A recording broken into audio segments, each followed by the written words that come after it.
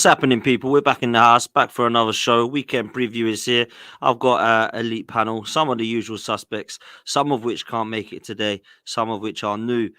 Big up to Goonie back in the house, man. You look about as shattered as me, bruv. How are you, mate? Yeah, I'm all good, man. I'm all good. Actually, trying to get back into this thing. I uploaded a video, well, 2 videos on my channel. So just trying to get back into the swing of things, man. But it's good to be back on here. Yeah, man. Likewise, bro. Great to see you, my friend. Lil Dan, what you saying? Driving like a taxi. What's happening, brother? Yeah, I've got two drop offs. We've got one in Dagenham and one in just outside the tube station. I'll be finishing in a few seconds, but yeah, I'm here to talk about Wolves and being one of the greatest teams in the Premier League yet again. Well, mate, things are looking up for Wolves, man. I'll tell you that now. One of the most surprise packages of this season, in my opinion. Gary O'Neill, the job he's doing over there at Wolves, that's definitely going to be discussed, bro. Footy Judge Mo back in the house. I can't believe you got enough time for me, bro. Literally every time I look at my phone, you're on a stream somewhere, mate. So big up for coming on, my bro. How are you, mate? Always time for Potsy. Always time for them pot. Absolutely. Yeah. I'm honored to be here, guys, with this great panel. Thank you guys for having me. Good to see everyone here. And we're ready to talk. Love, man. Come on, you're always welcome. You know that. Maz, back in the house, my bro. Normally, I'm trying to grab hold of you in the evenings on Monday, but I thought, you know what? See what Maz is up to, my bro. I know you're always mad busy, but it's good to see you, mate. How are you? Come on, bro. Always a pleasure. Never a chore. And yeah, man, no, it's good. Yeah, life's busy. And yeah, we've got loads of injuries to deal with. So always good as a Brighton fan to be on a panel with some big clubs and talking about how bad we are. So yeah, can't wait. Oh, come on, man. Brighton, they're always up there and always just. Do you know what? I'll say this, right? I was on a show last night with the lads, and I was like, Brighton, they are the team I do not want to put my money on at the weekend, my friend. I have no idea what I'm going to get. You're either going to stick 4 past the club or you're going to concede 4. Do you know what I'm saying? Like, I've seen you this 100%. season hold 6s and 4s against teams like Villa and Luton. And I've seen you go and spank teams like Palace. And I'm like, what is going on with this club, man? I literally have no idea what I'm going to get from you, man. So we'll get into that in a little while. But listen, I'm going to start as a little bit of a neutral thing here. These London awards are a little bit bizarre. I don't know what people's thoughts are here, but Ange Postecoglou picking up an award. Does anybody understand what the hell is going on here? Like, I don't quite understand it. Not just saying this because I'm a gooner. I'm genuinely confused. And I think the interview probably confused Postecoglou as much as anybody else. I mean, he even said it himself. This is a bit bizarre why I'm picking this up. David Moyes has won a trophy. Obviously, Mikel Arteta's gone for a title and is now back in the Champions League and doing well yet again. Like, Goonie, what's going on here, man? Like, Postecoglou, fair play to him. He's come in and done all right at Spurs, but I was seeing some meme today that, like, Jamie O'Hara was like, oh, yeah, like, this guy has done so well to dump us out of all trophies in March, get us 5th in the league. Like, there's no stopping him. Do you know what I mean? I was like, this is unbelievable. Like, a bit surprised by this, Goonie. What's all this about, man? Well, Tottenham fans should be happy. It's their first trophy in 16 years. So, you know what I mean? So they're probably looking at it, they're buzzing. Do you know what I'm saying? But honestly, bro, like, listen, when you look at it for what it is, he hasn't done a terrible job at Tottenham. But like, again, these things are just, I think these things are just there for the occasion. I'll be completely honest with you. Like, for me, I can't get my head around it. If I was to put myself in the shoes of him or somebody, one of those other players that won something at a personal award show, I'd be like, yeah, this is great, but I'm more just thinking about the team collective. I just can't get my head around these kind of things. Great for publicity, pretty much, I'm sure. I saw Cole Palmer held an award as well, but the way my mind is geared, I didn't care. I couldn't care less. Unless you're doing it for your club, or it's meaningless, in my opinion. Yeah, that's my opinion as well, man. Mo, I mean, Ange Postecoglou done all right at Tottenham, to be fair to him. I've come and been quite fair about the praise that I've given Ange Postecoglou, but awards, is that a bit over the top, Mo? Yeah, it's crazy. It's like when I saw it yesterday, someone tweeted it on the other group chat, and I'm like, you serious? Or that's a troll? That has to be a troll, right? Like, he cannot be the best coach in London with David Moyes and Mikel Arteta there, and he can't be. I don't think we should take it serious, as Gooni said. To be honest, it's just an occasion. They give an award to Arsenal, Chelsea, and Spurs. So come on, they want everyone to be happy. You know what I mean? Or I think there's one more thing. I think the only one that accepted the invitation is Ange Postecoglou, so he had to give it to him. The other guys were busy. They had games to prepare to. I'm genuinely thinking like I don't know if David Moyes was there or something, or Arteta was there, but I don't take it serious. If I don't take Ballon d'Ors, how would I take this London Football Awards? It's a joke that he got. I like Ange Postecoglou and everything done right and good job. An award, best coach of a year. It has to be crazy. Right? It has to be crazy. It has to be Mikel Arteta at the current moment. Yeah, I'm surprised by that. I don't know if that's your audio, Mo, or if it was Dan's cutting in, but I've just muted Dan while he's driving because I think it might have been Dan coming in with some background noise there. But yeah, man, listen, I'm with you. I thought it was bizarre. I didn't really understand what was going on with this, like for me, but maybe they're struggling for awards right now because that was a bizarre thing. And So, Potts, go on, can I man. get this straight? Was it for London managers only, or was it a London awards? London awards, Right. yeah. What So are they just making up awards nowadays? I don't Is this what know. we're doing? The nominees were Emma Hayes, Mikel Arteta, David Moyes, and Ange Postecoglou, and Postecoglou won. Yeah, that's wild, bro. It's wild. I think they just, you know, one of those participation trophies, you know, the ones you get for just being there. I think it was one of them ones. I think so.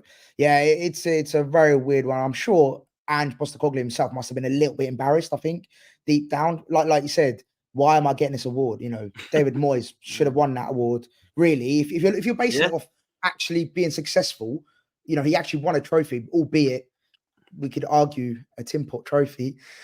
He still at least achieved something with West Ham. And yeah, what has Postecoglou actually achieved with Spurs? I think that's the key thing. But the award, what I learned, what I just read, the award is for the 23-24 season. It has nothing to do with last season. Oh, okay. So this is the So thing. it's just for this season. It's just for this season. It's like the Player of the Year award for, but still.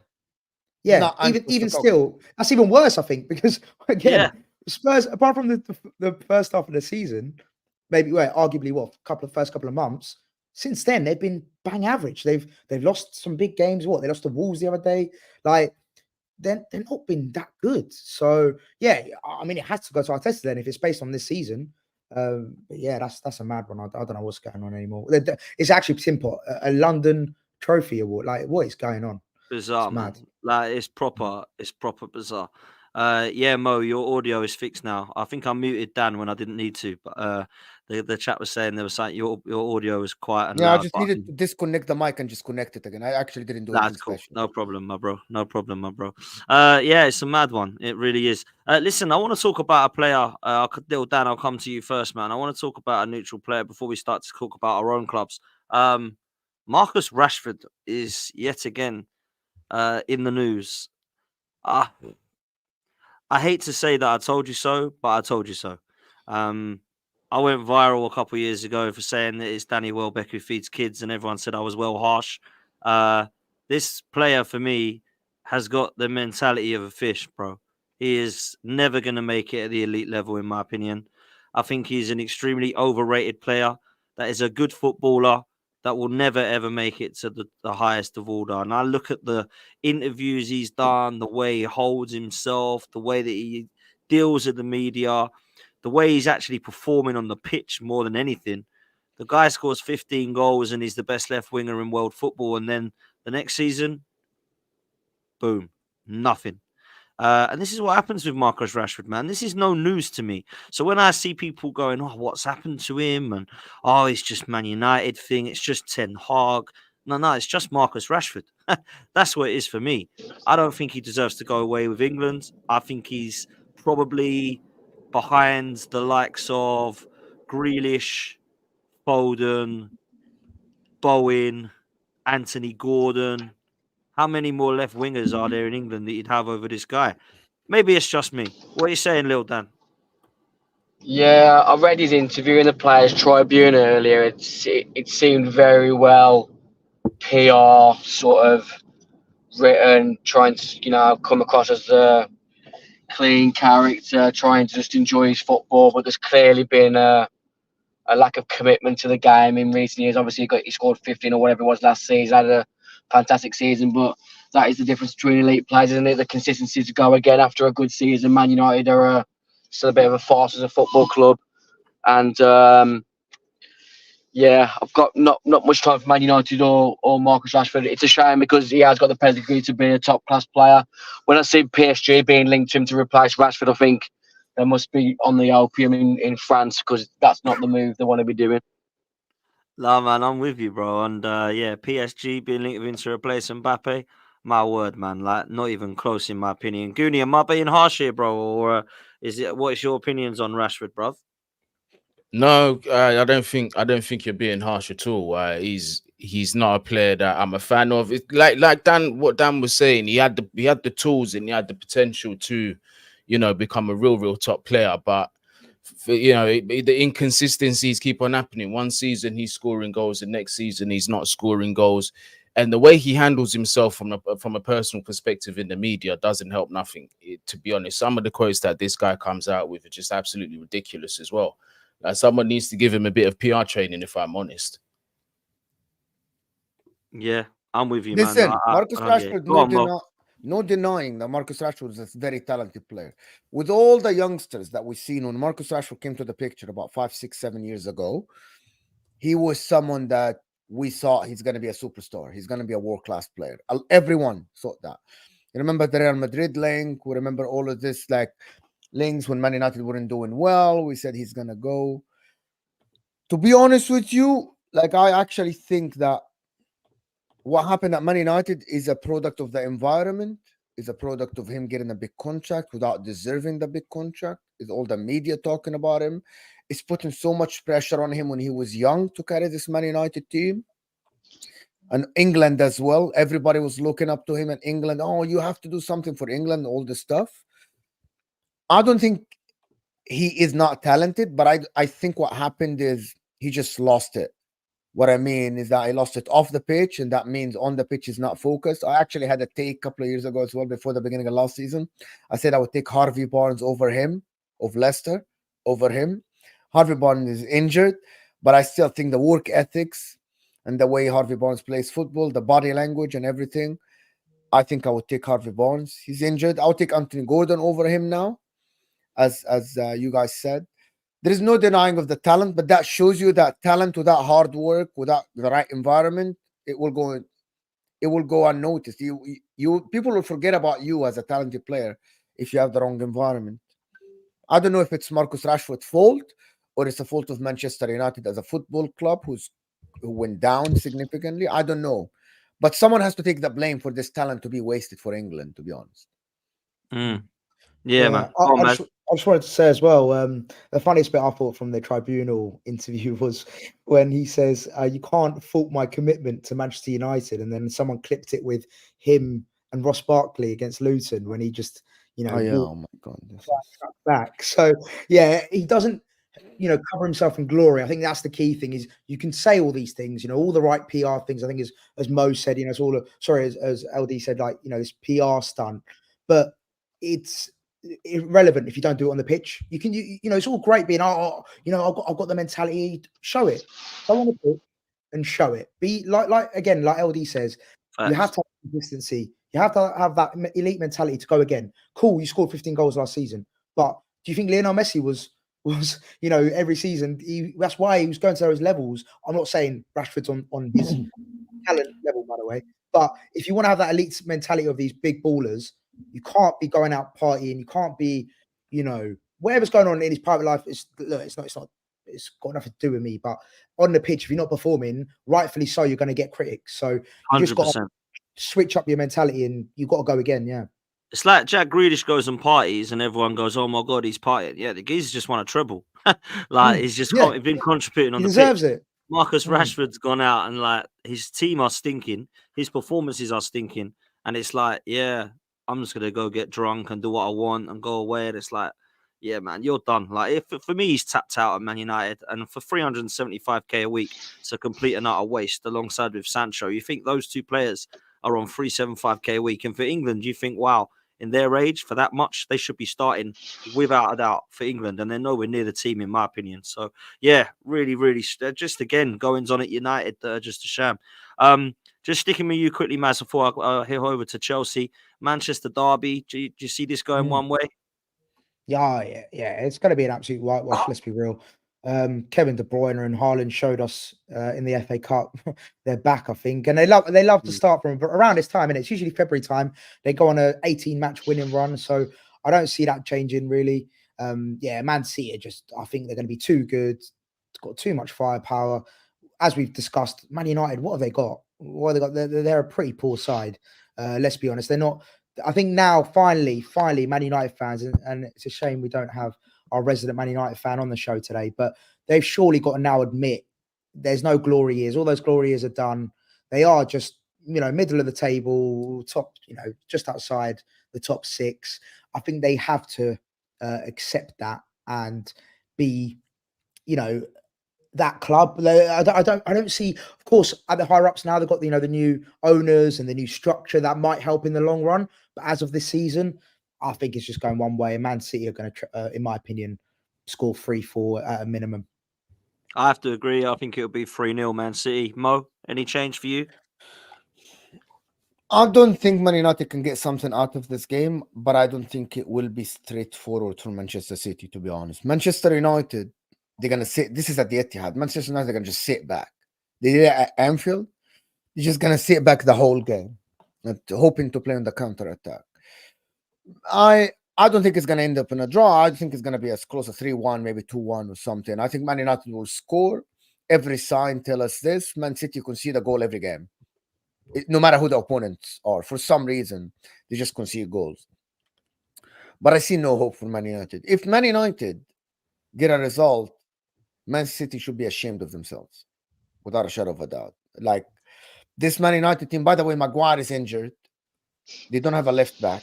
So it's literally going to be Lindelof, Amrabat, Varane, and Dalot. This is it. This is who's available. This back line should not be able to hold City to not scoring goals. It's just it shouldn't happen. So there is no question that Man City will win the game for me. Yeah, it's mad. I think it'll be quite an easy one, man. Like, I know form goes out the window, Goonie, but Man United are shocking, bro. I watched them against Fulham, and I was amazed at how bad they were, man. Like, and Fulham don't, like, fair play to them.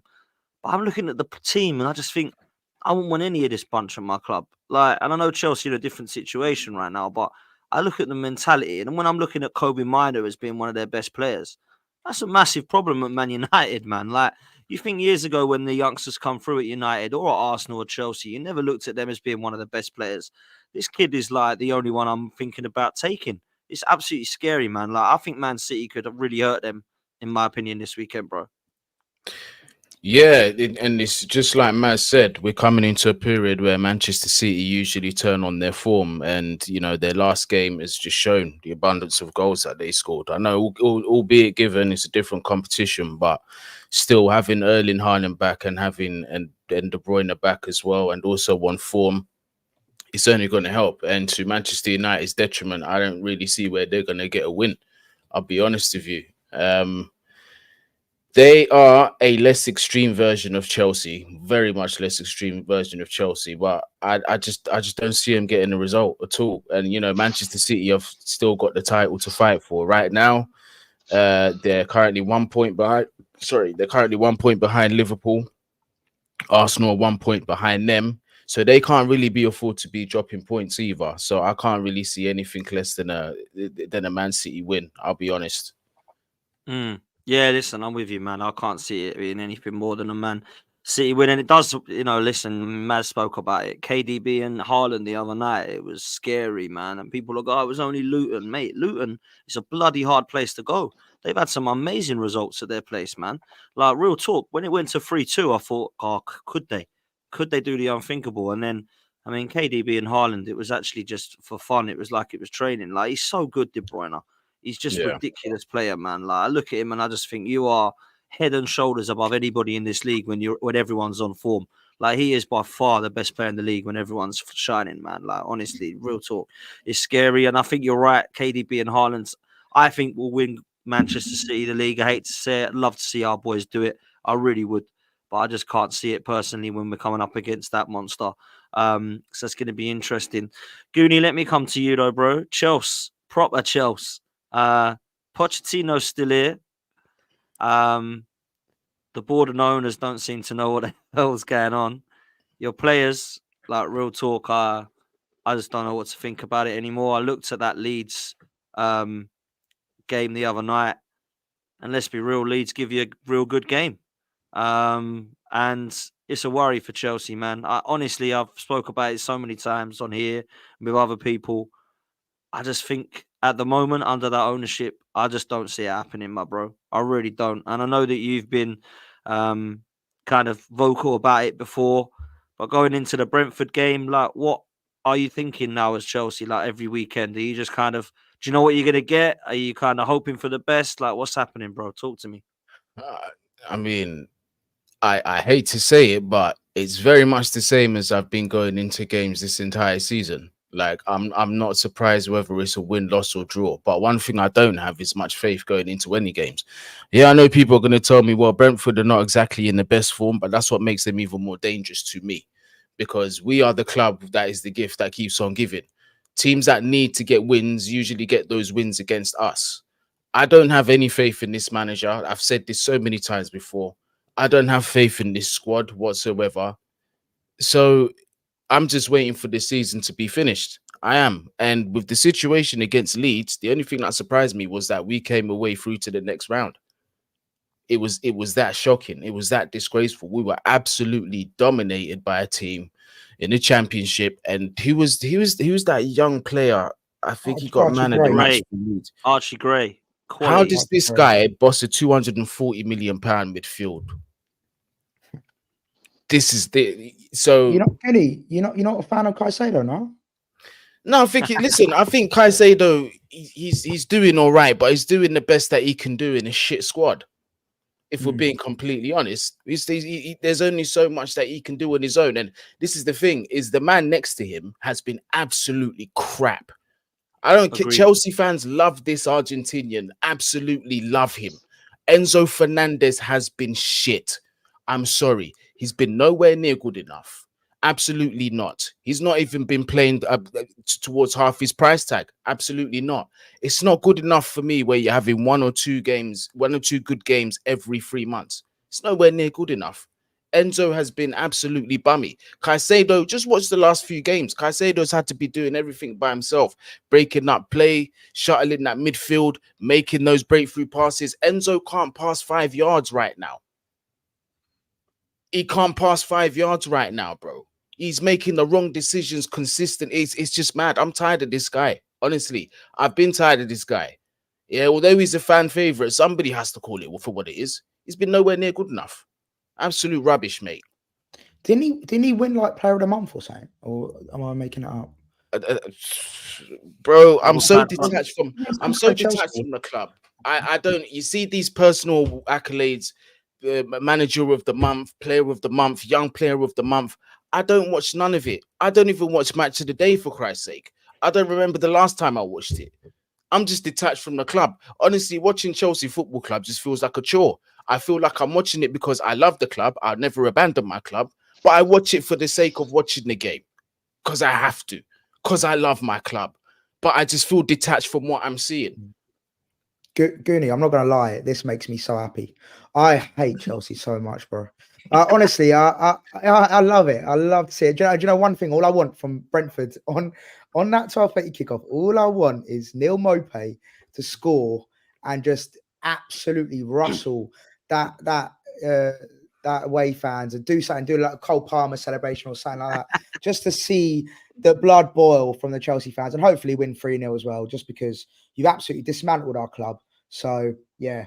I don't know if Listen, I I can't stand Chelsea as well, right, Maz? Right, real talk. Goody knows this, but I can't stand some of their fans even more. Like Goonie's actually a real one. He's actually the only one who's come on here, Chelsea, and said Enzo hasn't been good enough. The players ain't been good enough. Like, and I love Don with all my heart, right? I absolutely love Don, but he's on Wednesday night telling me that Jackson is a good footballer. Oh, Mudrik's got more about his game. Like Mudrik's got more about his game than Martinelli. I'd have Mudrik over Martinelli any day. And I'm just like, you're in love with Chelsea. You're in love with Chelsea, and you're not accepting that they're in shit. They're in trouble. Like, it's all Pochettino's fault. Yeah, Poch hasn't been good enough, but it ain't just Poch. The whole structure of the football club is an embarrassment. Like, this is a case study of how not to run a football club, in my opinion. Like, you spent Exactly. £1 billion top to bottom, Yeah. and look at the state of it. Like, The recruitment and I is love John, shambles. but wow, it is a shambles. Like, and this is why I feel sorry for fans like Goonie, who's actually coming out saying, "Yeah, I'm not happy with this." Some of the fan base are like, "Oh, I'll just give it time, just see how good this team's gonna be." It's like, look, the goalkeeper's come in with a stroke of luck and been half decent. You don't have a centre forward at the club that's anywhere near good enough. In my opinion, all the wide players have been an absolute disgrace, including Raheem Sterling. Oh Your yeah. midfield is £250 million, and it's playing like it's about 250 pence. The centre halves, you're still relying on a 41-year-old who's your best one. And then you've got fullbacks at the club that have been shambolic, other than that, what's his name? Malo Gusto. Malo Gusto. Yeah. He's the only one that can hold his head up high. All the other, like Chilwell's been a disgrace of late. Kukureya's Shocking come player.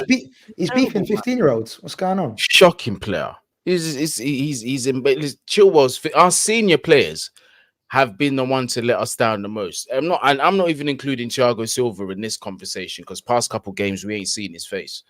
But Raheem Sterling and Ben Chilwell have been culprits of just absolutely horrendous form. Them two players absolutely need to go. Raheem Sterling's on 325k a week. 325k a week. That needs to get off our wage bill. Ben Chilwell, I don't know what he's on, but he is horrific. And to actually be giving him the armband is one of the many criticisms that I've got of Mauricio Pochettino. In what world are you doing this? What leadership qualities have you seen from this guy? Are you purely giving him the armband because of his age? Because he's one of the older guys in the squad, one of the seniors in the squad? If you've got no leadership, it doesn't matter how old you are. You've got no leadership. And you saw that in the final, like you said. What kind of senior player is going to be going up and gripping up a 16, 17-year-old? You might listen. You see me. Obviously, I can't speak because I'm not a professional football player. But you see me, I could be a hothead myself. But if I've taken a bad tackle and I get up quickly, upset, and I'm looking at the guy at my big age, and I'm thinking, suppose about 16, 17. So you know what? It's long. Forget that. I'm not doing that kind of stuff. That's a small example of not even leadership, but just like flipping hell, bro. You know what I mean? He's a kid. And you're doing all of that for what? Because he's been running you ragged. Mate, Bro, the whole situation's mad. It's mad. I don't see it getting better anytime soon. I don't see Poch getting sacked anytime soon. This guy's gonna be here until the summer minimum. Here is Yeah, another theory about what happened in Chelsea this season. This is how I see Chelsea season. I changed my mind a little bit. In the beginning of the season, stats say that, eye tests say that. Chelsea were the first team in ball position, passes completed, chances created, but they also missed the biggest chances of all the teams. So Pochettino came to the season with a plan. The players weren't good enough to deliver that. They were good enough in some aspects of the game, but they weren't putting the ball in the back of the net. They weren't winning games. He was under pressure after this, Pochettino, and he started looking for results, like what Ten Hag is doing. You know what I mean? You know, fuck the style of play. I don't care about it. Let's try to get results. What happened with Pochettino is that he abandoned his style of play, looking for results. So now he has nothing. You have neither. None of them. No style of play, no results. They're sitting 11th with no style of play. They went to 5th in chances created. They went to 6th in ball position. They went to 7th in pass completion in the league. Stats say that on the eye test. You watch now Chelsea, you don't know what Chelsea you're going to get. You're going to get Chelsea that wants to have the ball. You want to get Chelsea that will be bossed. Like at Leeds, every time I was looking at the game, I was watching 4 games at the same time. Leeds were the one that looked dangerous. And Chelsea were playing counter-attack at Stamford Bridge against a championship side. Can you imagine that? Just if you tell anyone before the season, Chelsea spend that much money, they have these superstars, and they will play a championship side at home, and they will play on the counter-attack, and Leeds will have more chances. They will tell you you're crazy. It's never going to happen. That's what happened. It's mad, man. It's actually crazy, mad. right? Yeah, if you tell somebody that doesn't know what happened through the season at Chelsea, just looking at this game and isolation, they will tell you you're crazy. Howard leads the championships. With all due respect to Joe, coming to Stamford Bridge after Chelsea spend that much money and have the Sterlings, the Caicedos, the Enzos, and they will look like the better team. Park the bus at Stamford Bridge That against would be Leeds. crazy, bro. If you just deep this sentence, Leeds at Stamford Bridge, bossed Chelsea. It's Championship incredible, style. man. It is incredible, but there's a lot of the Chelsea fans that seem happy, man. Listen, last question on Chelsea before we move to Wolves and Brighton. Lil Dan, which one of these two statements do you agree with? Pochettino is the problem at Chelsea, or the team ain't good enough, and Pochettino's doing the best of a bad bunch? That's a tough one. That's a massive tough one. You've fallen into like a Sky match of the day plot here, Dan, where you're spending so much time talking about two washed-up clubs like Man United and Chelsea, when there's better teams in the league to talk about who are more exciting, play better football. It's like you Love see it, man. the amount of money that Chelsea is spending. It's a disgrace. It's a disgrace. It's similar to Man United. The old saying, the fish rots from the head. It is literally as simple as that. The organisation, the recruitment, the whole model from front, back, sideways is an absolute farce. I mean, I never really thought Pochettino was as good as a coach as people made him out to be. I felt he had a good unit of players that got Tottenham to where they needed to be in, get that Champions League final with like Son and, Kane being the elite striker that he is. But I always thought flipping Basuma was better than Caicedo, Maz. I don't know what your opinions are on that. Yeah, not mate. Basuma was unbelievable for us. I know he had a tough start at Spurs, and now he's coming to his own. And he's looking good. But look, with Caicedo, it's a tough one because I think there's a player there that will be good. But I agree with Goonie. I think to his point earlier, he's not being helped by how shit Chelsea are as a club. But yeah, to answer your question, LD, I still think Caicedo has got a bigger ceiling than Basuma. But I'd argue Basuma right now is better than Caicedo. Facts. Yeah. That's actually like not even a mad shout. And like if you would have looked at Caicedo the way he ended at Brighton, like real talk, I was like, wow, this kid's special, man. Like he looks so good. Yeah, like, I remember watching he was unbelievable. Was it the semi-final against Man United? Man United, he's man of the match. Mate, Yeah, he was unreal. I was like, this kid, man, someone's going to sign him. He's going to be unreal. And I spoke to Goonie. I said, you've got an unbelievable signing there. Yes, a lot of money, but my God, he's going to be so good. And I've been disappointed with Caicedo. I've been disappointed with Enzo. Like people were comparing Enzo with Jude Bellingham not long ago at the World Cup, saying this guy's like, he's unbelievable. And I'm like, well, one of them has taken it to new heights at Real Madrid. The other one's struggling. I'll put my hand up and I say I was one of those idiots that was kind of on that side of the Enzo situation. Him being better than Bellingham, I fell into that fucking trap. Oh, how stupid do I feel now? Yeah, but people do that, man, because they look at the eye test and think, wow, this guy's just won a World Cup with Argentina. The other one's just gone to Real Madrid and is absolutely balling out. Enzo Fernandez, just not happening for him, in my opinion. I don't think he's been a shambles in every single game, but I'm looking at him at the moment. Against Liverpool in that Carabao Cup, it was an absolute disgrace as far as I'm concerned. But anyway, let's move to a bigger club in Wolves. Come to Brighton afterwards, because Wolves-Brighton was an interesting one. I didn't quite know where to call that game, if I'm honest, but Lil Dan, I'm going to say it now. Gary O'Neill and Wolves, surprise package this season. I think a lot of people had Wolves struggling, me included. I had you floating around sort of the bottom half thinking, I don't think they'll go down, but they could be flirting with it. I don't think that was a crazy shout, but it looks like one now. Gary O'Neill has been unbelievable for Wolves right now. And I think what you're doing, potentially a semi-final and a trip to Wembley if you beat Coventry in the FA Cup, and then in the league, top half. Like, talk to me, man. You must be well buzzing. Yeah, of course. We talked about it so many times on the show this year about how Gary O'Neill's overachieved. We're going back to that same level of being so well drilled, like how we were under Nuno. We did it against Chelsea the other month. We did it against Tottenham. We did it against Brighton the other night. We're so well drilled defensively, and with the players that we've got on the counter attack, we're always going to have chances. I don't think we're overly excellent, or we're going to be sort of upsetting the apple cart anytime soon, but we're so well drilled as a unit, and there doesn't seem to be any sort of marquee, big ego players that are still at the club now. Obviously, now the likes of Jimenez, Neves, Moutinho have all left. He's got some really good, young, hungry players. I think that's why we're doing so well.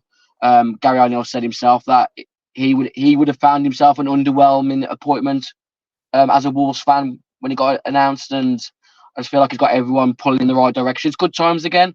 The Brighton game the other night, obviously we've got such a bad record against Brighton, haven't we, Maz, over the years? And the fact that Brighton had so many players out the other night and still played to the level that they played at, because they were unlucky, Brighton were, that they moved the ball around so well, they created chances. Jason Steele should have flipping scored at the end. He had a really bad night, the keeper did, but every time I've seen him play for Brighton this season, he's been pretty astute. The way they play it from the back is better than Man City for me at times, the way they move it. And we're 6 points behind Man United. Newcastle tomorrow. Man City are going to absolutely pan Man United this weekend. Mal said it himself, just that they've got Maguire out. I think Lissandro Martinez is out. I think the question that you've got to ask is who's your fancy Premier League captain for Man City this weekend, because I think it's going to end up 4, 5 or 6. Wow. That is mad, bro. Listen, before I come to Maz Gooney, I know you got to bounce, my bro. Thanks so much for jumping on, my friend. And we'll speak to you next time, man, yeah? Yeah, man. Appreciate you. Big up everyone in the panel as well, man. And everyone in the chat. Smash that like button and subscribe, people. Legends, Southgate man. out. Love, my bro. Take it easy, Gooney. Make sure you go follow Mando's football. Maz, Wolves deserve credit, my bro. I mean, they beat you the other night 100%. in the FA Cup, and I thought, I didn't see the game, if I'm honest. There's so many games going up. I don't know what your thoughts were on that game and Brighton's performance in particular, but Wolves, big up to them, man. I can't say I didn't see this coming, Maz. No, 100%. I'll same as you, Dan. I thought going into the season, I thought they were going to be bottom half, struggling. Obviously, there was a lot of change at the club. They lost big players, Neves, Nunes. They lost, some key players in that, but they kept Neto, who I've been so impressed with. He was so good against us the other day. Good, man. Such a good player. Credit to Wolves. They were a very good side. They're a really good side. They're well drilled. They play good football now. They've got a style about them. I think it was Mo talking about earlier about that identity, or some certain clubs don't have an identity, and I feel like Wolves are now starting to create that identity and start to be a decent footballing side, which was a fair play. Look, in my honest opinion, I thought a draw would have been a fair result, because I mean, Steele bloody dropped the ball, gave him a goal, and then he missed one at the last minute. So, in my opinion, I think a draw would have been justified, but I don't think we deserve to win that game.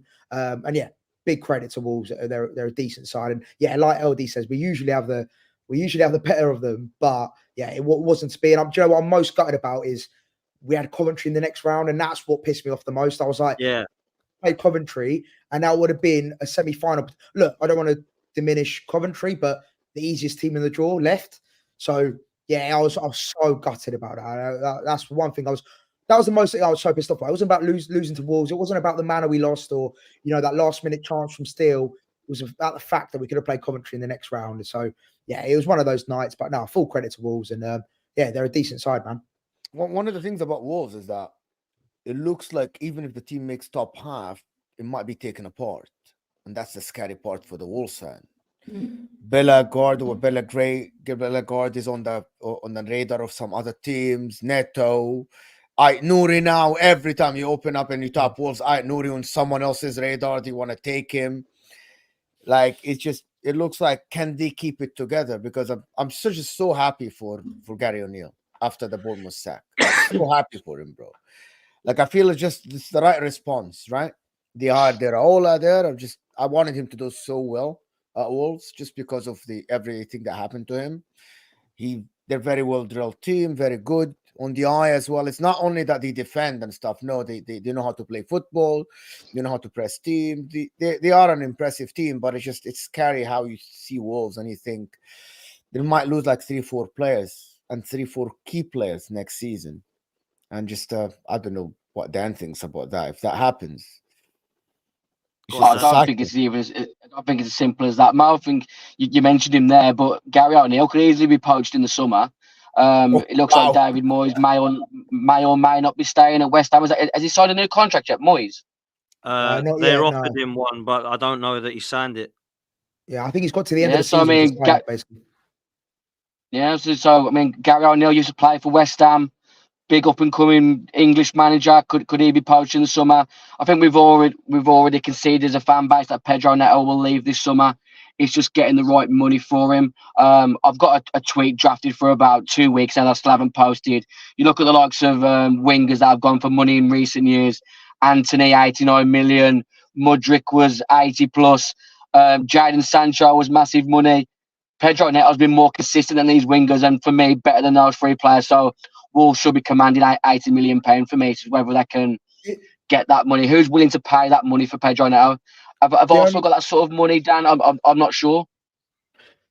The only thing I think he's a bit injury prone though, isn't he? A little bit. That's my only. That's what's going to put him. That's what's going to put the big clubs off Pedro Neto. But with like financial fair play, Arsenal still need a number 9, Dan. So are they going to be spending 80 million plus on Pedro Neto? I don't know who's going to want to pay the money on Pedro Neto based on what you just said there with his injury record. But he is a special player, and he will proper kick teams on whoever he joins. You know my thoughts on Pedro Neto. He's my favourite winger. It's the one that I want. Problem with Neto is he going to come to Arsenal? Like, real talk. I know he'd come to Arsenal because of the size of the club, right? But he is not going to play on that right-hand side. He's going to be back up to Saka. He could definitely, though, however, fight Martinelli for that spot for me. I honestly, I think Pedro Neto is ridiculously good.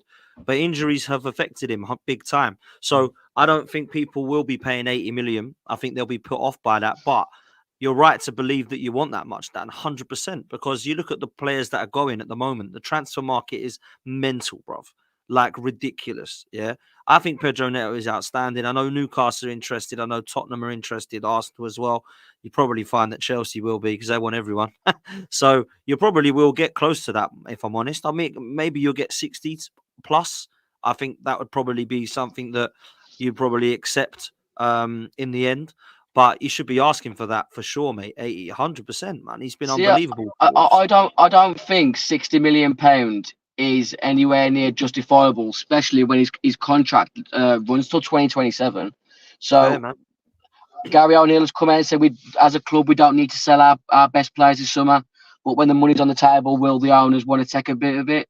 Matthias Cunha, up until he got injured, he was starting to justify the money we spent on him last January. It's like I said, it's just a really good time that we're talking about players that possibly could be poached, because the last few years it was only pretty much the Ruben Neves conversation that was leading that way. So obviously we're doing something right.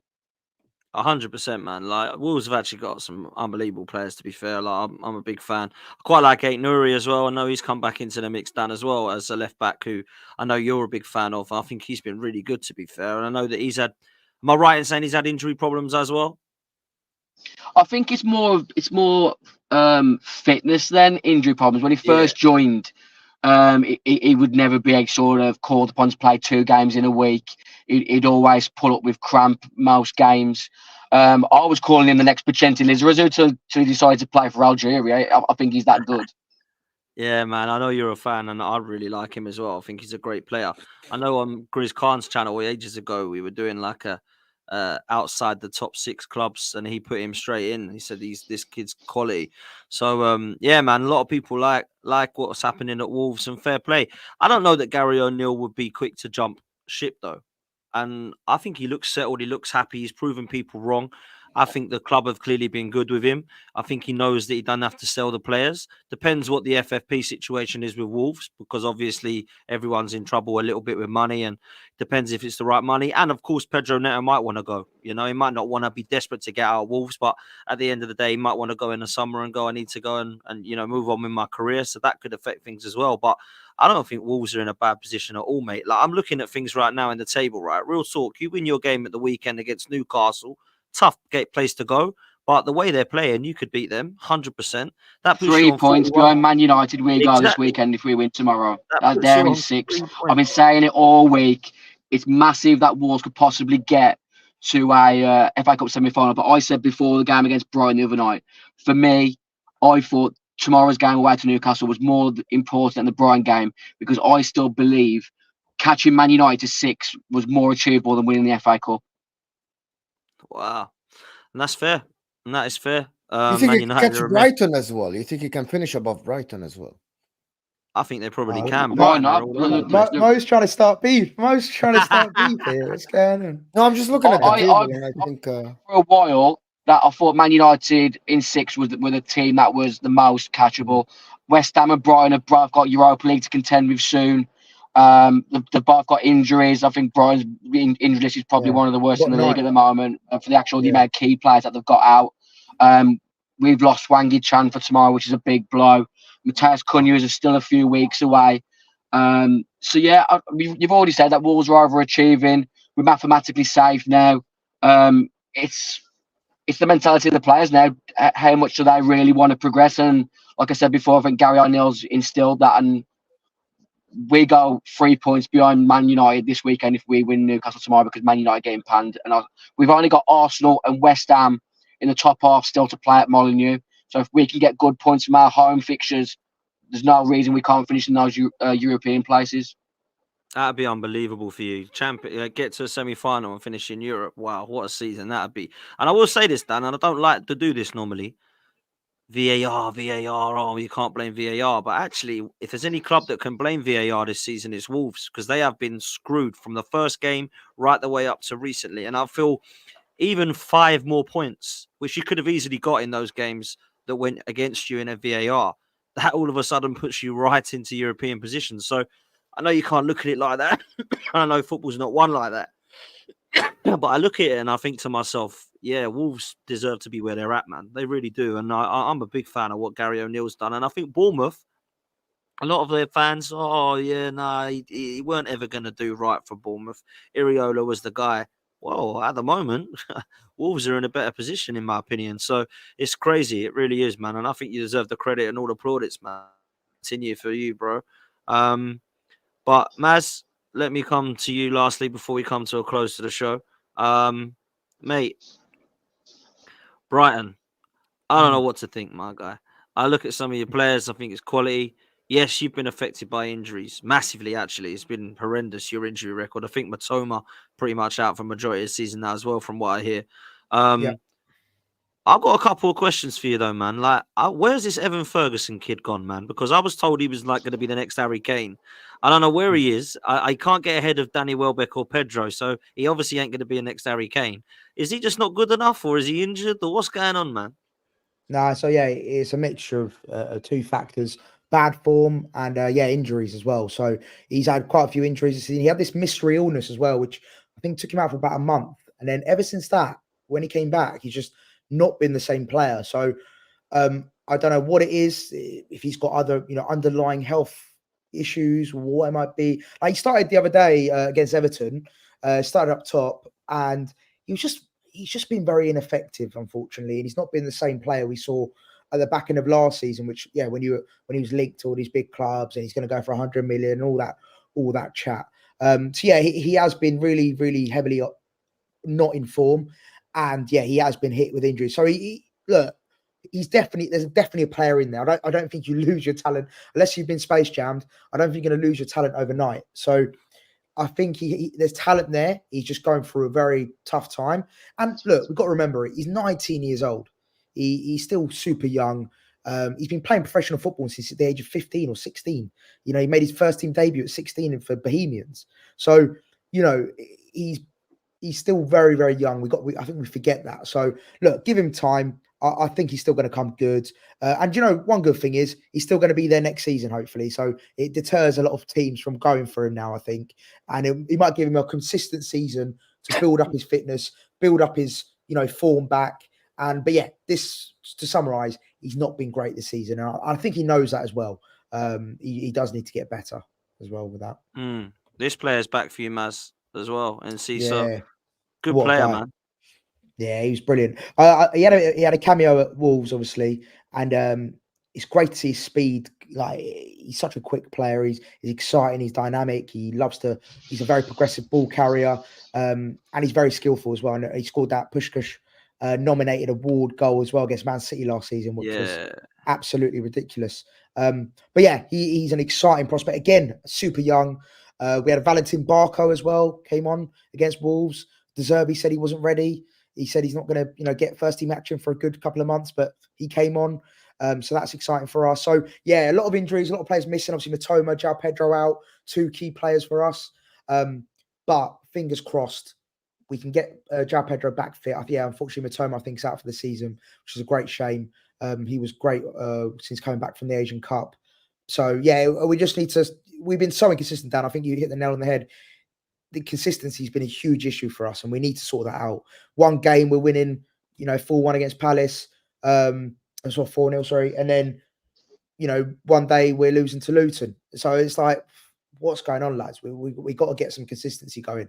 So yeah, and of course Everton the other day as well. We drew 1-1, went down to 10 men, last minute equaliser. It's just what's going on, and then you beat Sheffield Wednesday the week before 5-0. It's like, what is going on? What is happening? Man. So yeah, just we need to sort the consistency out really badly. Yeah, you do, man. I'm going to ask this question to Mo in a minute, but Maz, I'm going to ask you, De Zerbi. A lot of people interested in him, man. Chelsea look like Mo, you look a bit like De Zerbi. Sorry to me interrupt. Oh, Mo, yeah. I like De Zerbi actually. I mean, like, let's discuss then. Let's discuss between us before we close. Like, is he staying at the Brighton? Is he going to go? Because he's wanted, mate. He's wanted. Yeah. I'll quickly just give my quick opinion. I think he's definitely here to the end of the season. I think that's no doubt. Next season, I believe, and I don't want to jinx things. I think he'll stay one more season. However, he came out today. He had a press conference today, and he did say, "My mind." Again, managers can waffle, of course, they can lie. Yeah. But he did say today he's fully committed to the club. All his thoughts are Brighton. So he wants to take us to the end of the season. And yeah, maybe at the end of the season, does he review it? Does he have a look? Is he going to go back to Italy? Is he going to, go for a big club? Liverpool potentially. We never know. But I'd like to think he stays one more season after this one. I like De Zerbi. I don't think he's going to stay at Brighton, to be honest. The environment is not made for him to succeed. Why you got to do this to me, mate? Why you got to do this to me, man? Do you want honesty? I think he did his job. He made you money. And this is what the club wants. Yeah, but so did Potter, though. The Caicedo, and I think you're gonna sell another player for like big money this summer as well. Listen, I think I want to see De Zerbi with real pressure. I've been a fan since he was at Sassuolo in Italy, and I want to see him under pressure. I want to see him under pressure where like you have to win. It's not okay to lose because at Brighton, everybody. Where's that then, Mo? Where's that, Mo? Chelsea or maybe United? Man United. Maybe Mo, one thing I want to say on that is he had 3 wins up until the Palace game. He had 3 wins in 17. So if he's not doing it at Brighton, if he's not doing it in Brighton, then why is it? I have a theory about. There's more pressure at Man United. I have a theory about De Zerbi. De Zerbi play very complicated system that require very high technical players. So you can do it with the Gilmores, you can do it with the Pascal Grosses, you can do it with the Lewis Dunk. I rate Lewis Dunk, but with the other center back, I can't remember his name. Jan Paul Van Hecker. Yeah, Van Hecker. But to some extent, the problem is his system is so complicated that it requires more technical players than Gilmore and these guys. I believe that give him better players, that system will be like Pep's system, right? It might not be as effective as Pep because there's only one Pep. But you give him a Rodri, or you give him someone that is a Kobe Mainoo, or you give him even someone like Declan Rice or something like this. I think he makes it look much, much better than now, in my opinion. That's why, and he doesn't change, which is something against him. He doesn't adapt in games. Yeah. It's something against him. But Pep didn't adapt his whole career until like last year. Pep kept playing the same system. Even when he was losing 2-0, he would still play the same way. I think that Zerbi is that guy. I think that Zerbi, he has to have better players. Thing about him is that there's no pressure at Brighton. With all due respect to Brighton, the pressure is you get European places, right? And at the current moment, he's still not that far from European places. If Dan is saying Wolves can catch Man United, so is Brighton, right? Like he's not behind the schedule. You know what I mean? Nobody thought that Brighton would be Champions League. I did a little bit in the beginning of the season, but it didn't work out with the injuries and stuff. I think that Zerbi is going to be gone. I actually think that Zerbi might go to Barcelona, actually, as well. Wow. Like, he ain't going Barcelona. Barcelona can't afford him. They can't afford fuck all. Oh, you're talking about the money. I think he will.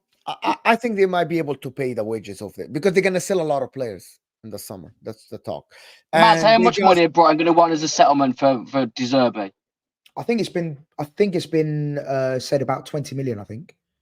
Yeah, that's not- Barcelona ain't got that. yeah, the thing about it, Barca just broke their contract with Nike, so they're I gonna saw sign a that. massive contract with someone else. Barcelona are always going to have bloody money. It's the most And corrupt. they thing don't ever. have money, but they just gotta shit. They somehow shit get it. money somehow. Someone shits money in the bathroom. Yeah. to sign Exactly. players, I bro, can't I stand think it. financial fair play doesn't work. Do they not have it? in No. Barcelona, It or- is. It's your. No. It does. It's Okay. UEFA, but Alright. they always have How a do way they get away around with it. it?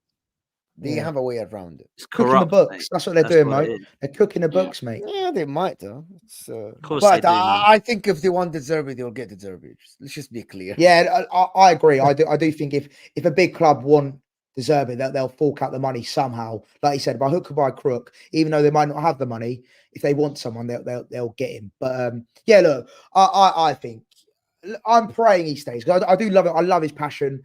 I love his he's a great like Mo said, he's very Prefer good him to Potter, tactically. Maz. Oh yeah, 100%. Oh, Potter, finally, someone with an honest answer about this. Oh my 100%. God, Yeah, son! no, Finally, look, bro.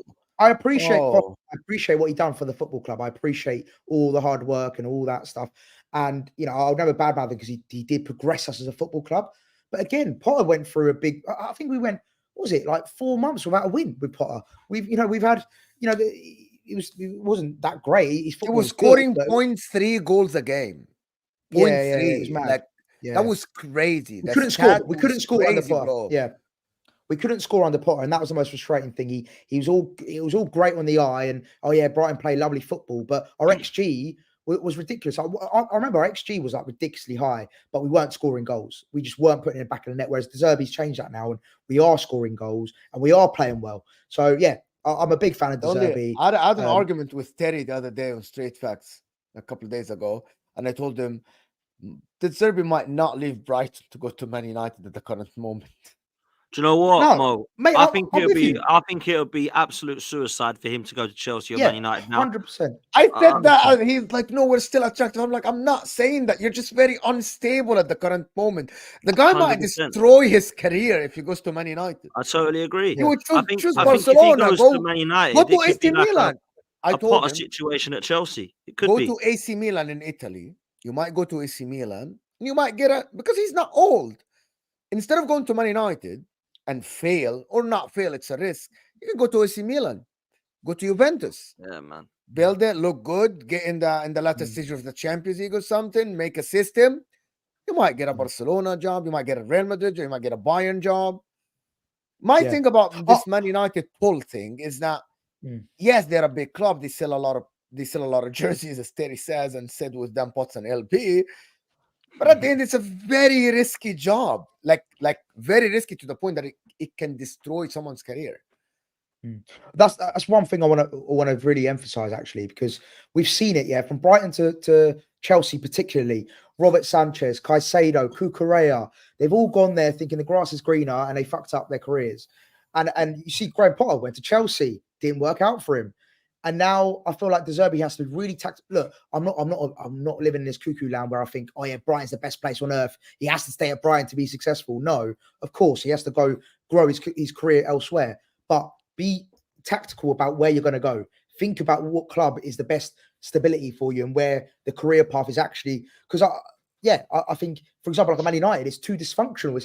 If you go there, you're going to have to. There's going to be a radical change. You need to do so much. Whereas if you go somewhere that's a bit more consistent, a bit more, it's got a base there that you can build and mold, you're way better off. And I think maybe Liverpool, if anywhere, Liverpool is the best placed to go from. They wouldn't take someone like him.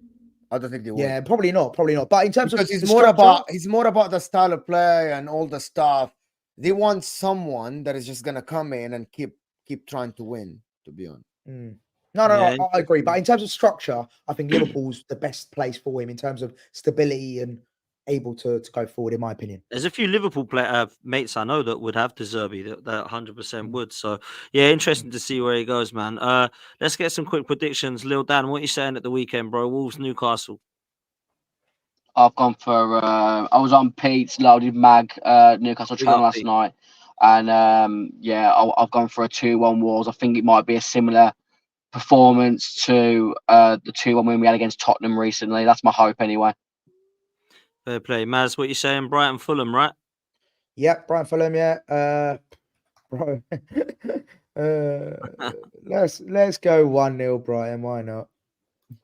1-0 Brighton. We'll take that. Mo, what do you say for the Manchester derby? 3-1 Manchester City. Manchester City. Yeah, I'm gonna go 3-0 Man City. I think it'll be an embarrassment for Man United, but there we go. The last question I got before we close, which is a question everybody wants to know: who is smaller, Little Dan or Maz? How tall are you, Maz? I'm 5'4". Oh, so Maz is a definitely me. fucking giant compared to me. How tall are you, Dan? How Me? tall are you, Dan? Yeah. 5'3". No Oh, way. yeah. I thought I'd So lose that one. That's Maz mad. is actually They used taller. to, they used to call me Zola when I used to play football. He used to call you what? Mate, Zola. Zola. Mate, I can't believe that. don't worry. LD, don't worry about it. The best thing comes in small packages, mate. That's what we know, That's mate. what they say, Yeah. man. 5'3". That's what they 5'4". say. Wow. Mo, how tall are you? 5'4". You're Big up. 5'4". Are you Oh, actually? Dan, No. you're Yeah. literally a giant. You're a giant I amongst thought us Mo all. was like 5'11". The way I've been on Mo's channel before, I thought Mo was 5'11", 6 foot. No, 5'4". That's what My someone in the God, comments said. I am Someone stunned. in the I am comments. stunned, man. I am Oh, stunned. All Dan, of you You're are like, under you're like Dan. You're like fucking Willy Wonka on this show. The umpers around you. I tell you, man. I'm Oh, 5. Dan, I'm you got to 5. highlight Liam's comment. You got to highlight that. None You're like you can ride 5'9", all the rides. 5'10". Right, Dan? Say again. It's too You're funny. 5'9", 5'10". I'm 5'10". Yeah. Yeah. I'm 5'5" on a good day, Dan. That's what I Yeah, tell there you go. everyone. Yeah, When I'm you 5'4" in go Air to Force Ones. chiropractor. I had no idea Mo was that short either, man. That's unbelievable. Anyway. Well, That's there we go. class. I've got the right bunch on for sure. Listen, make sure you do me a favor, people. Make sure you go follow Lil Dan on his Twitter handle there. Make sure you go follow Maz as well on the Seagull Social. Make sure you go follow Footy Judge Mo. You're going to be redirected to his show, which is on in about 20 minutes time. So make sure that you go over to there as well. I can't get over that Mo's 5'4". I had no idea. Really? But listen, we're Madness. I think that's Yeah, a I had no public. idea, man. That was a public information. I had no idea, man. But fair play to you, my bro. Big up to Maz. Big up to Lil Dan for coming on. Big up to Mo as always. And big up to Goonie as well. I know he wasn't feeling great today, so I appreciate him jumping on as well. We will see you next time, people. Take it easy. And one game I didn't mention. Come on, you Gooners, on Monday night against Sheffield United. Let's hope we can put 8 past them like Newcastle did. Big up.